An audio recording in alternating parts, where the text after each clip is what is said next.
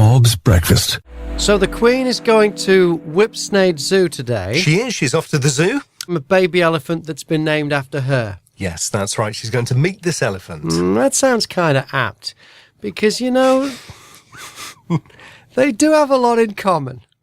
Go on. Well, the elephant is part of a captive breeding program. Yes. And they both live in an artificial environment where tourists wave at them and take their picture. Chris brought us a story of a kid who wrote a note to his parents, pretending the note was from the school, saying he needed to stay up later playing video games. When have you been left a note? Or what's your story of a note you've left? Jane? I once had a little note left on my car windscreen. Oh, what did it say? It was in a little plastic bag stuck to the windscreen, and it said, "You owe us 60 quid, you shouldn't have parked here." Right, bribery and corruption from a parking ninja. It was actually a proper parking tickets thing job, and I think... Where had you parked? I was going to the hospital, and I was in a rush because my dad was very ill. Right, you see, this is classic. Yeah. This is, you know, you're not the kind of person that should be getting parking tickets are the kind of person who habitually parks outside a fire station. The kind of person that blocks traffic. Not the kind of person... What kind of parking... How bad was your parking? Oh, the thing is, I had to get there quick. Yeah. And on one side of the road, where I'd been parking in all my visits before, there were the signs that said, 2 hours parking... then that's fine. Yeah. On the other side, and there were no spaces, and this was like 7 o'clock in the morning. Right. So on the other side of the road, I just had a quick look. There was a space, and there was a sign of the same shape and the same layout. Yes. I didn't read it. Yes, different. It actually said permit holders only. Yeah, that's how they get you. That should be a different coloured sign. And in actual fact, it was a while ago now, and I have kind of, I'm not like to burst into tears, but Dad died. Oh, my goodness. And it was that hospital visit, and Dad actually died. Yeah. And when I came out, obviously, single parking ticket wasn't the best thing ever. No. But it was issued at the exact moment Dad died. Oh, really? Minute. Oh, really? Isn't that bizarre? That just shows you that traffic wardens are actually in league with the devil. Spawn of Satan, that's what they are. There's your absolute conclusive proof. I mean, and I actually have never met a traffic warden. They're like ninjas. They just appear for that. You can park, you can look around, you can see one enough. They're just experts at hiding. They're behind hedges and lampposts and everything. I think the council lock them up at night. Yes. And then activate them in the morning. And then download the information and then lock them back up again. I think it's either that or there's some kind of shapeshifter and they turn into a lamppost or a bit of street furniture or a park bench, and then once you've parked and walked off, then they suddenly become human. I wonder how many of them lie about their job when they meet you, out in the pub and things like that, if they're left out of their cupboard. Or when they're trying to chat someone up. So what do you do for a living? Oh, I'm in law enforcement. or I work with cars. Yeah. Anyway, all right. I did wonder if it was Dad having the last laugh. Oh, could have been. Yeah, because it was our family have very black humour. Very black humour. Right. And we were all around the bed. It was really tense. Oh. And I rushed in and I said, "Oh, for goodness sake, Dad, I've got 2 hours on the car." You didn't say that. I have to do this within 2 hours. You didn't say that. You didn't. Yeah. And I did think that was Dad saying gotcha. Thank you very much for sharing, Jane. It's no pleasure. It is a pleasure. It's no worry. I know what you meant. That was a Freudian slip. I know what you meant. Yes, the day can only get better. Have a lovely day. Thanks, Jane. Bye. Bye. This is Bob. There's a warning: a social media craze for clean eating could leave a generation with fragile bones. The National Osteoporosis Society says a fifth of 18 to 35-year-olds have cut or significantly reduced dairy in their diet, which is an important source of calcium. So now we're not eating enough. Most days we're eating too much. Yeah. Now we're not eating enough. There's a worrying trend that young people are not eating dairy products. Mm-hmm. Which is it? Well, if you listen to some scientists, we're eating too much and it's too fatty for us. Yeah. And then on the other hand, people who are wanting this clean living diet. It's funny out, though, when it's one of these things where we're not eating enough. Like, we've got to have, is it like 12 portions of fruit now? I can't remember how many. It went up from 5 a day. It keeps going up and down. Right. So when we're not eating enough, so we're not eating enough fruit, or we're not eating enough dairy, or we're not eating enough omega, or whatever the hell it is, it's our fault. It's always our fault. But when we're eating too much, it's never our fault. It's because fast food packaging doesn't have the ingredients on it. It's because there are junk food adverts on the telly. Wait, what are the other things we've had because we're fat? The supermarkets are putting the unhealthy food in the wrong place near the checkout. It's the supermarket's 2-for-1 deals. Yes, that's right. My favourite was, this was a few weeks back, it's because your doctor's fat. Do you remember that one? I don't remember that. They said that GPs should need to be encouraged to lose weight. Yes, that's right. Because they're not a good example to their patients. Yeah. So one of the reasons why you're fat is because your doctor's fat. It's weird. Every time we're eating too much, it's never our fault. It's something else. But when we're not eating enough of something, it's all our fault. What's going on? Oh, cyclists, these people who have a mental illness, cyclists who do this dangerous thing on our roads and then blame everybody else on the roads but them. They're the only people that do something dangerous. It's like a skydiver blaming the plane. A report by Sky News this morning. It's going to cost lives, this.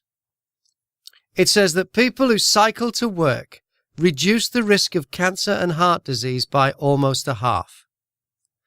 Sky News have regurgitated figures from a study that says people who cycle for their commute to work have a 46% lower risk of cardiovascular disease and a 45% lower risk of developing cancer than people who drive to work or take public transport. Now, I'm sure these figures are correct. But Sky hasn't mentioned that the kind of people who usually cycle to work are fitness freaks. They've got healthy lifestyles and diets as well. It's not just the cycling. You can't take a fat smoker, stick them on a push bike and expect them to suddenly get magically healthy. They haven't balanced the figures either, with the number of cyclists killed on our roads every year. Department of Transport figures show that cyclists are more than 17 times more likely to be killed on the road than motorists. For every 1 billion miles travelled on UK roads, 35 cyclists are killed in collisions, compared with just 2 motorists. Those stats again, 35 to 2. And cyclists are more than 23 times more likely to be involved in a crash than motorists. 6,588 cyclists are injured per billion miles travelled compared to just 288 car users. That gap once again, 6,588 versus 286.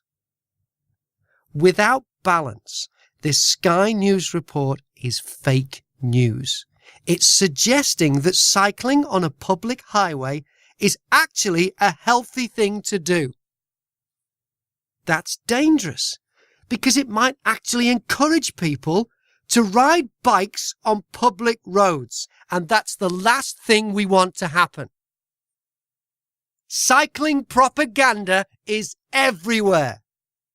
Governments and health organisations are constantly touting the health benefits of cycling while they ignore the fact that more than 100 people are killed on push bikes in Britain every year and thousands are seriously injured. There isn't a single news organisation in this country that is anti-cycling. So the truth about riding bikes on the road is being censored. The only thing left for us to do is every time we see a cyclist on the road, we should wind down the window and shout at them. We should beg them to stop this dangerous behaviour. It's the only way we're going to save lives. Lives that could be saved if Sky News and the other media outlets actually told the truth.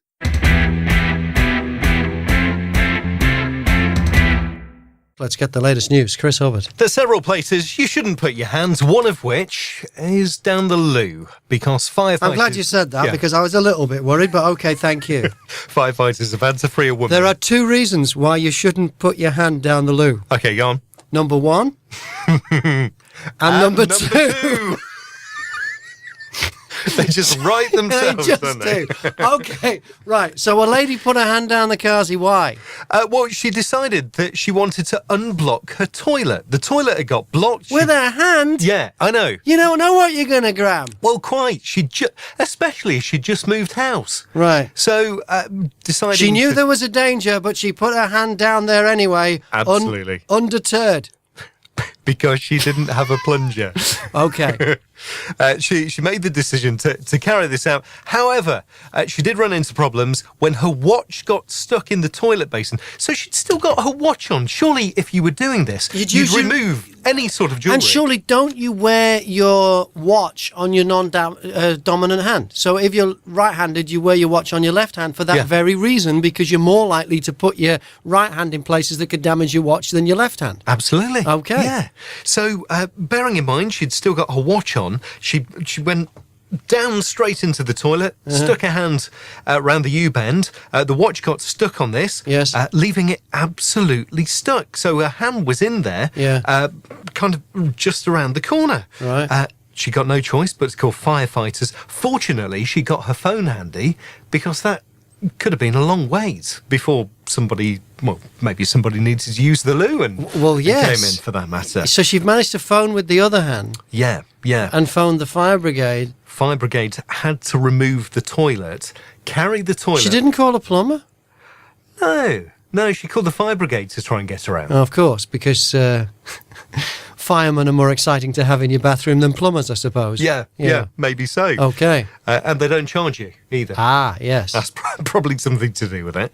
But basically, they had to uncouple the toilet from all the plumbing, carry the toilet downstairs into her back garden. She was still attached at this point. Yeah. And then she eventually managed to free her by smashing the toilet.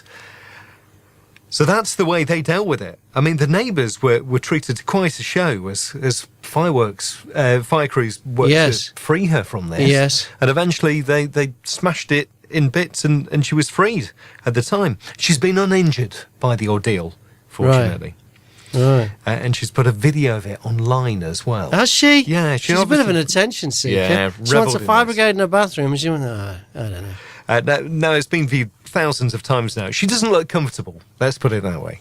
It reminds me of that old joke about the lady who sits on the toilet. I can't remember how the joke. Somehow, is it super glue on the toilet seat or something? And she sits and she gets stuck on the toilet seat. Right. So she shouts for her husband, and he comes and he checks it out, and he brings a set of spanners, and he undoes the toilet seat, and he takes her to the doctor's with the toilet seat still stuck on there. And he says to the doctor, "Have you ever seen anything like that, doctor, before?" And he said, "Oh, yes, but never framed."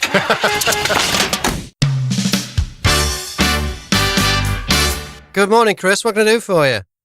Just to agree with you about Cyclists. Yes.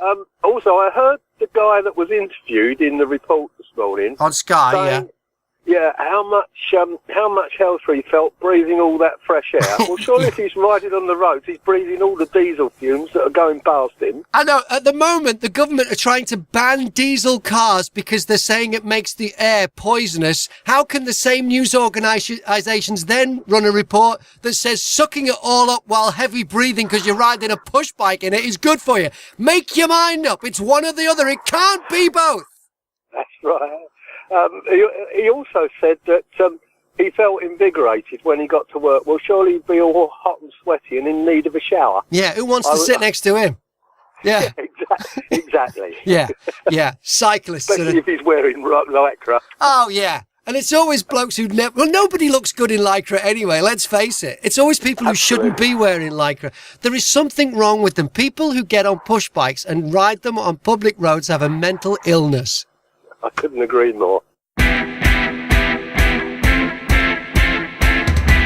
Right now, on the radio in Britain, if I want to talk about politics, I have to be impartial, balanced, and fair. A general election has been called in Britain for June the 8th. That means right now all broadcasters here have to follow strict rules because we're in a period called purdah, which is spelled Purdah.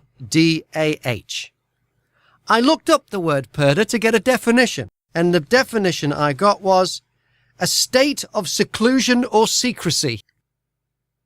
Does that sound like the kind of thing we should be subjected to during a free election in a supposed free country? A state of seclusion and secrecy? What it means is, this purdah, is that broadcasters are forbidden from helping our listeners decide who to vote for. We are not allowed to help. It's censorship. Purdah means if a politician is talking out of his bum or her bum, if a politician is lying, I'm not allowed to point that out. I have no political allegiance. I don't have a dog in this fight. I have nothing to gain if one side wins over another. Nothing. But I am silenced. Yet the people who have something to gain can say whatever they like, and I am not allowed to challenge them. All purdah means is that it's easier for politicians to con people. In a free country? How is that impartial, balanced, or fair?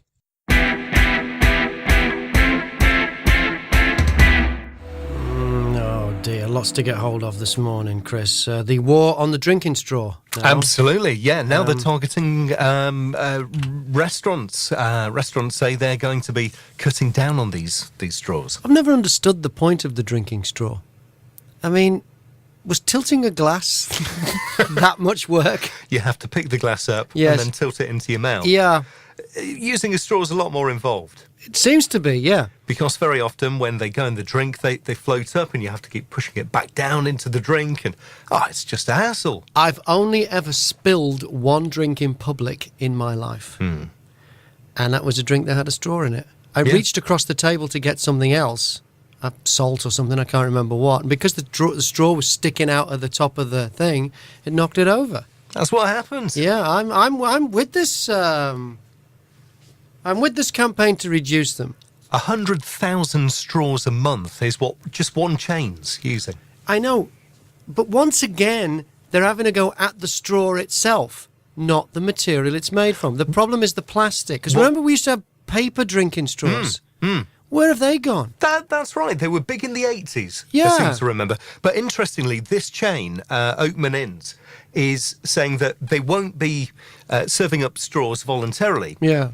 But if someone asks for them, they'll give them an environmentally friendly version. They will. They'll give them... Because the yeah. paper straw was an interesting thing, because if you were a kid and you sucked on it too long, it got soggy and stopped working, and my dad would lean over and he'd rip the top off the straw so you could start again with a fresh bit there. Yeah, so that's interesting. And who was your spokesman from the NHS? Oh, well, Spokeslady. This is somebody from the Campaign for Better Hospital Food. Yeah, okay. Now, once again, another reason why you're fat, and it isn't you. I'm sorry, if you're fat, it's you. But we found out that it was, let's see if I can keep up here. It's because of advertising, because there isn't a tax on soft drinks, because of 2-for-1 deals, because of supermarkets. Yeah. Because your doctor's fat was one of them. If you're fat, it's got nothing to do with you. Well, look, it has, okay? And now you're fat because they sell fizzy drinks in hospital shops. Yeah, they're blaming hospital shops And now. she's saying what she wants is choice. What does she... Have you got the audio there? Yeah, here we go. This is Catherine Button from the Campaign for Better Hospital Food. Pushed my button, that's for sure. We really believe patients should have choice, and that should be a choice that really promotes their health and well-being. At the moment, a choice of 5 different sorts of fizzy drinks, that's not really a choice. So we want patients to have the option of a real healthy beverage that means they can hydrate in a way that's healthy and promotes their well-being. She's a liar. She's a liar. She's saying, well, if you want choice, then you actually should have the fizzy drinks there, the sugary drinks there, so you can choose one of those if you want one of those. That would be promoting choice, right?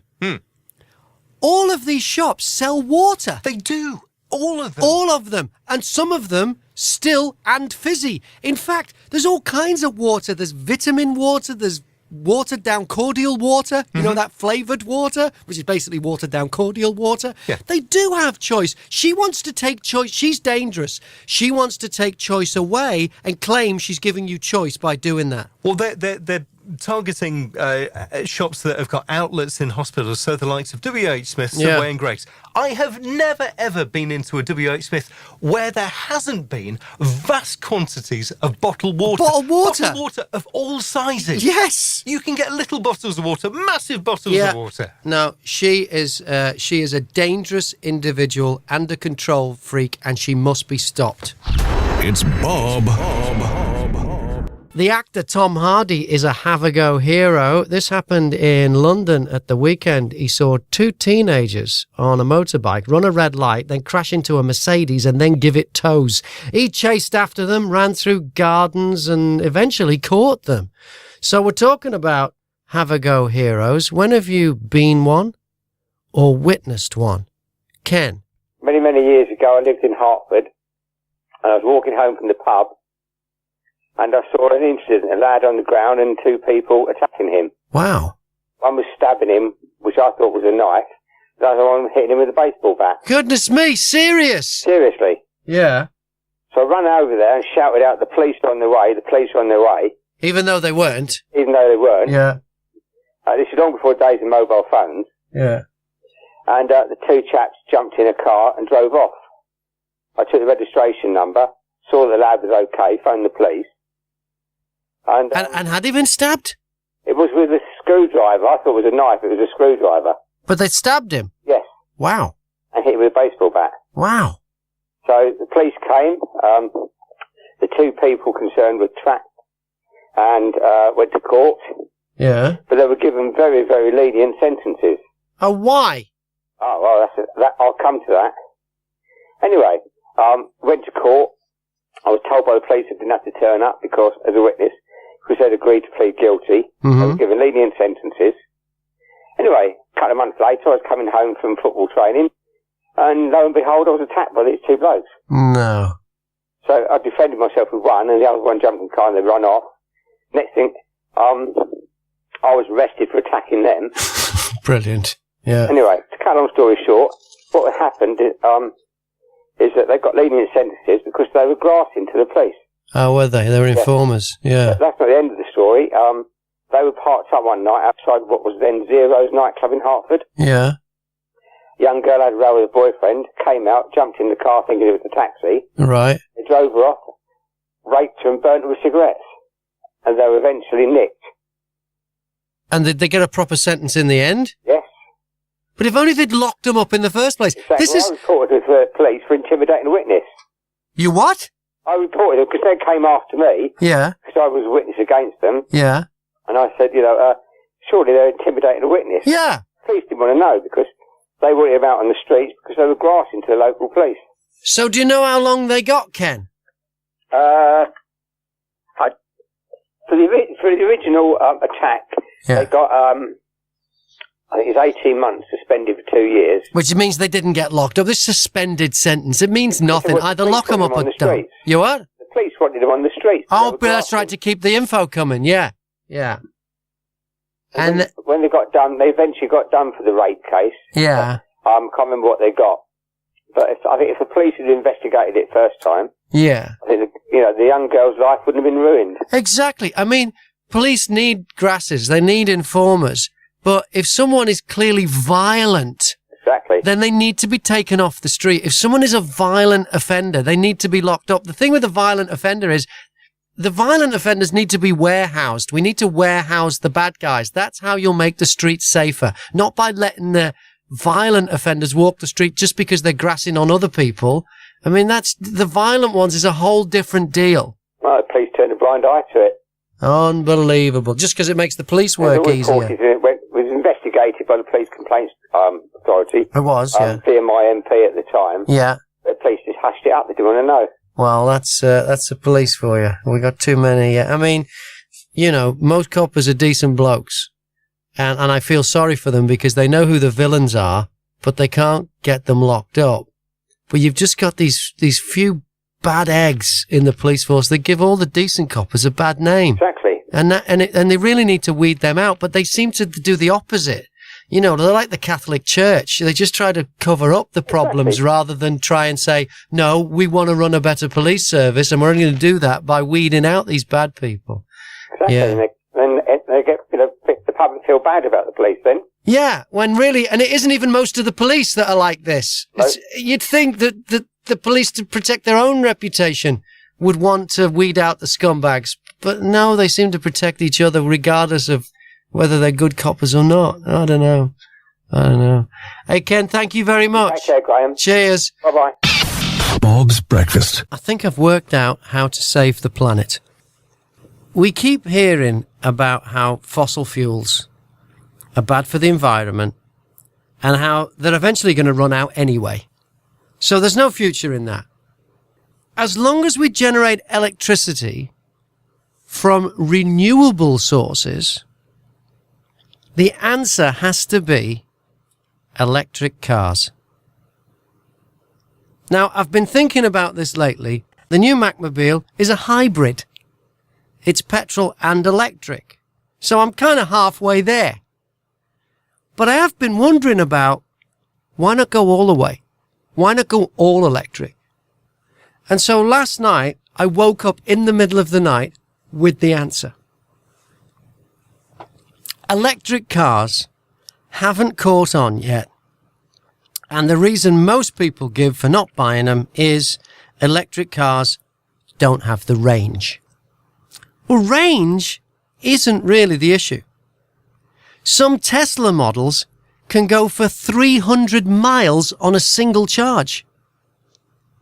The real problem is the time it takes to charge them up. It takes hours. If your battery goes flat and you're not at your final destination, you're knackered. If there's nowhere to charge it up when you get there, you can't get home. I can't get a fully electric car because I live in a block of flats with nowhere to charge it. I can't plug it in at work. And if there was somewhere to charge it between home and work, I'd have to add a few hours to my commute while I waited for it to charge up. The answer is pretty simple. Removable batteries. If you had an electric car with, let's say, 4 removable batteries, each one powerful enough to run the car's motor individually for, say, 100 miles. Have it set up so the car uses one battery until it's dead, and then it switches to the next one. When you stop at a charging station, all you have to do is take out the dead batteries and replace them with fully charged ones. That way, you'd be able to refuel an electric car in just a few minutes, probably quicker than you could fill up a petrol car. The dead batteries could then be charged at the charging station. And when they're fully charged, they'd be ready to be exchanged for dead ones from the next electric car driver. Stick a wind turbine and solar cells at the charging station, and the electricity to charge the batteries would be generated without harming the environment or taking resources from the national grid. So, electric cars are the future. But not until we make them so that you can take the batteries out. I'm Graham Mack, and I hope you're enjoying the podcast. If you are, make sure you share it on Facebook and Twitter, and you can subscribe at iTunes. Is it a sport? This week, Mark Selby became a world champion for the third time in 4 years. He's the world champion in snooker. The game of snooker is a mystery to most Americans. Let me clear some things up. First of all, it's called snooker, not snooker. Snooker's a bit like pool, but the players in the UK are classed as sportsmen. In fact, the snooker player Steve Davis has finished in the top 3 of the BBC's Sports Personality of the Year 5 times. Snooker is a game where the players can drink alcohol while they're playing. Bill Werbeniuk, who played in the 70s and early 80s, once drank 76 cans of beer during a game with John Spencer. He used to claim lager as a tax deduction. Now, back when Bill played, the World Championships was sponsored by a tobacco company, and players used to smoke during the games. Now, I can remember watching, I think it was BBC One actually, it was one Saturday afternoon in the early 80s, and it was the Embassy World Championship, Embassy brand of cigarettes. And I forget who was playing it. I think it was John Davis. Anyway, they broke into the transmission to cross live to the SAS storming the Iranian embassy. It was a big story. And I forget the player's name, but the players were smoking on camera. And the joke was afterwards, who smokes more embassies? The SAS or the snooker players? Because they were just puffing their way through the sponsor's product. It was total product placement. And it was on the BBC for a product that it was illegal to advertise. Amazing days. The big tournaments here are televised and presented in much the same way as, say, golf is covered. There's commentators, analysis, and snooker gets similar viewing figures to the big sporting events. Snooker is definitely a game. But is it a sport? Well, that depends on how you define sport. I can't remember who first said this, but I agree with them. It's only a sport if you can't do it while you're wearing your normal shoes. Mark Selby is a world champion, but snooker is not a sport. A lot more scams are being reported these days than ever before in Britain. What are you getting, Ken? I'm getting funny phone calls and emails all the time, but I just delete them and ignore them. And if the number comes up on my mobile, I'll just block it in future. Yeah. I mean, the current one is I've been involved in an accident. Oh, yeah. Yeah, I've had that. I've never been involved in an accident in the last God knows how many years. Yeah. I don't know how they... I've never had PPI. No, I've never had PPI. I get that one as well. I get them. I get that one, the accident PPI. And they're not allowed to just ring you at random. And you ask them, where did you get my phone number from? I've got call preferential service on my home phone, but it's my mobile that keep coming through now. But you ask them where they got the number from. They say, we get them supplied to us by... No, you don't. You're lying. Because I've never consented. I don't put my mobile number on anything. So there is no way that you've got it from a service that I've opted into. Absolutely no way. And one of these rang the other week, and so I called him back and said, look, it's Graham Mack from BOBfm. You're live on the air right now. Tell me about this shonky business that you've got where you and they weren't live on the air, and I had a real go at them.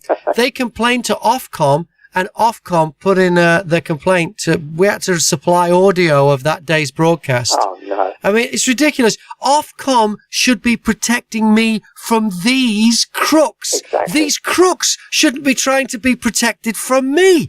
The whole world is upside down. The tail is wagging the dog. Exactly. Bob's Breakfast.